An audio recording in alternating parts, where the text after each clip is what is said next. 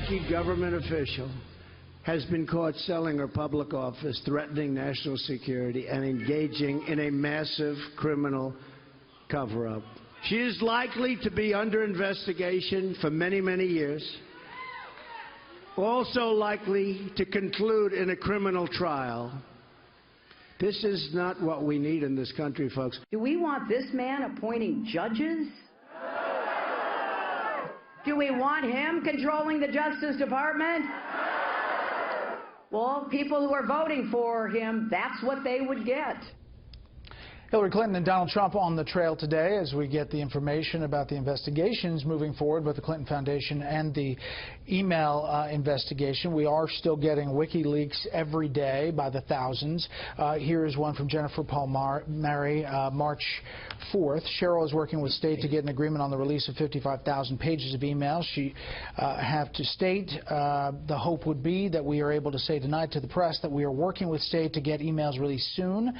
Not sure where those discussions will land, but hope it's either state agrees to release on a timely basis or we pledge to release them ourselves in 10 days to a week. Jim Margolis responds, if there is a release of 55,000, are there others that are not being released? Joel Bennison, an advisor, responds, definitely.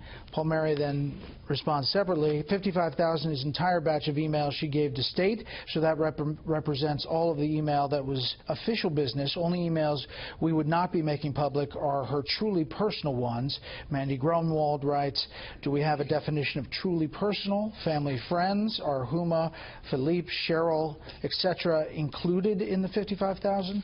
Here's what I asked her in March of last year.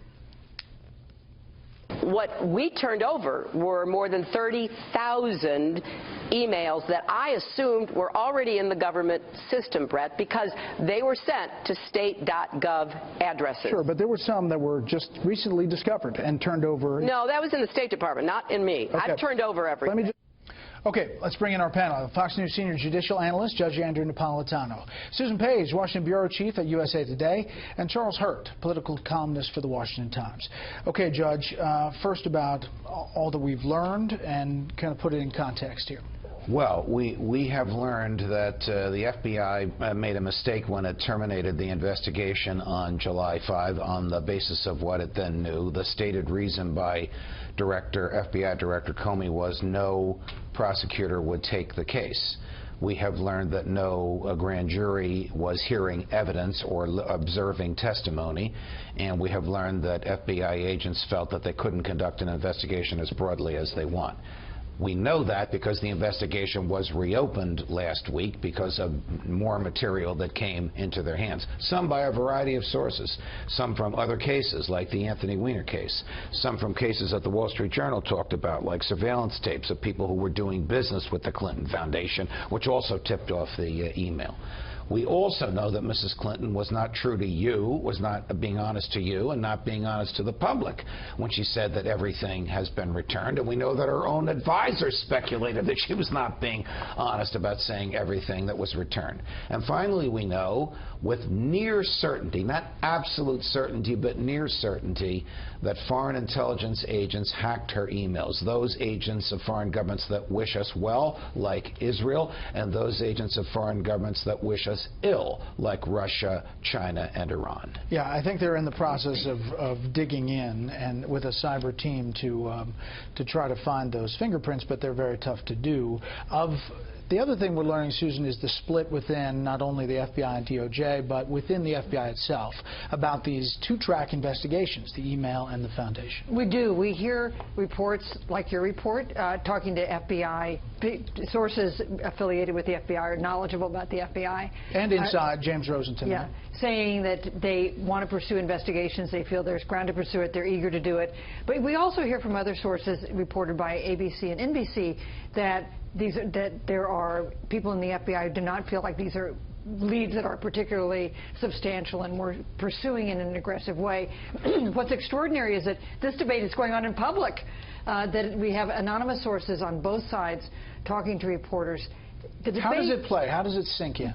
Well, I think it reinforces, for so many voters, it reinforces the concerns they have about Hillary Clinton. It's certainly not helpful for her, whatever the facts are within the FBI.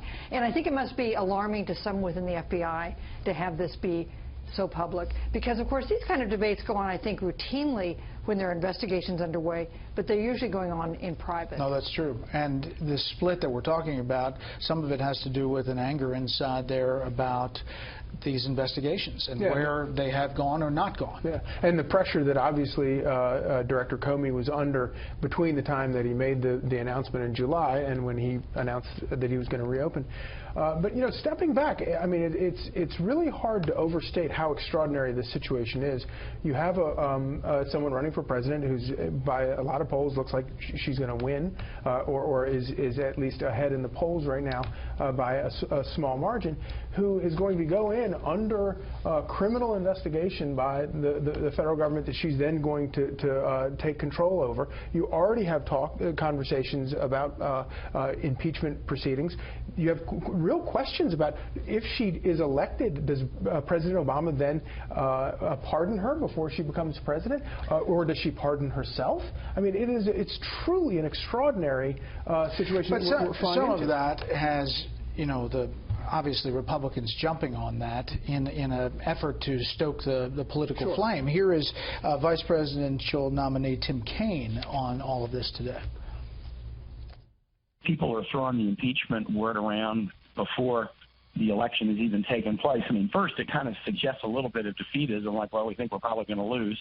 Second, it also suggests a really bad view of what the role of a legislator is. Same about this investigation stuff. You know, I thought legislators were supposed to legislate. I mean, investigations are part of it, but the real issue is legislation.